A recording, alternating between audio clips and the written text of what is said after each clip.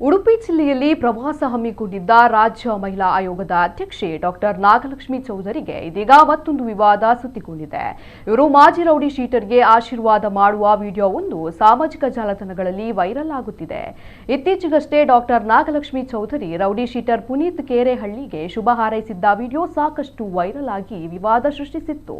ಇದೀಗ ಉಡುಪಿ ಜಿಲ್ಲೆಯ ಪ್ರವಾಸದ ಸಂದರ್ಭದಲ್ಲಿ ಅವರೊಂದಿಗಿದ್ದ ಮಾಜಿ ರೌಡಿ ಶೀಟರ್ ಸೋನು ಸುಧೀರ್ಗೆ ಕಾರಿನಲ್ಲಿ ಕುಳಿತು ತಲೆಮುಟ್ಟಿ ಆಶೀರ್ವದಿಸುವ ವಿಡಿಯೋ ವೈರಲ್ ಆಗುತ್ತಿದೆ. ಈತನ ವಿರುದ್ಧ 2 ಪ್ರಕರಣಗಳಿದ್ದು 2021 ರಿಂದ 2023 ರವರೆಗೆ ಕಾಪು ಪೊಲೀಸ್ ಠಾಣೆಯಲ್ಲಿ ರೌಡಿ ಶೀಟರ್ ಕೂಡ ಆಗಿದ್ದರು.